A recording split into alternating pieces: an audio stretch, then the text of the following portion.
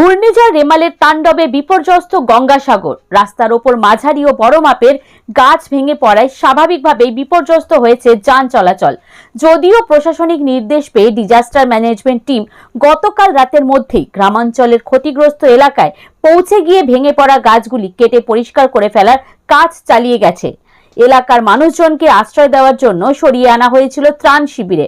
ভারত সেবাশ্রমের মতন প্রতিষ্ঠানও এসে দাঁড়িয়েছে আর্ত মানুষদের পাশে। তবে প্রশাসনিক দিক থেকে প্রাণহানির কোনো খবর পাওয়া যায়নি।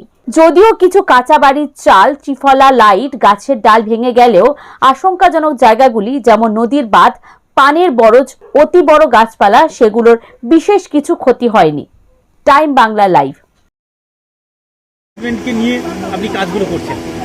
সবাই কাজ করছে, আমাদের যারা হায়ার অথরিটি থেকে নিয়ে যারা গ্রাম পঞ্চায়েত থেকে নিয়ে আমাদের যারা ডিজাস্টার ম্যানেজমেন্ট টিম সবাই সারা রাত আমরা আছি। এগুলো যেখানে যেখানে প্রবলেম হচ্ছে বা আমাদের কাছে মানে খবর আসছে যে না প্রবলেম হচ্ছে, সেখানে ওটাকে জীবন যাতে এবার নর্মালাইজেশনকে নিয়ে যাওয়ার চেষ্টা করা।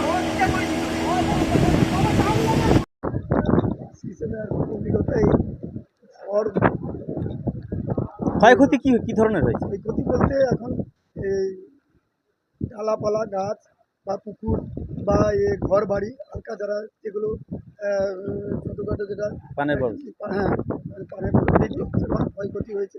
তেমন কোনো মানুষের তেমন কোনো বাঁধ ভাঙা হয়নি।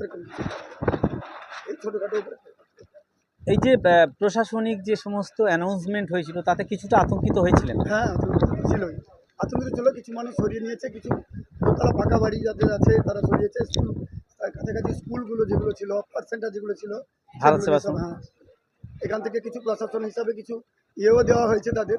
ওই কিছু ওই কী বলে ওটা মানে হ্যাঁ হ্যাঁ হ্যাঁ মানে খুব বড় ধরনের ক্ষতি সেইভাবে হয়নি। কি নাম আপনার? তরুণ কুমার মন্ডল।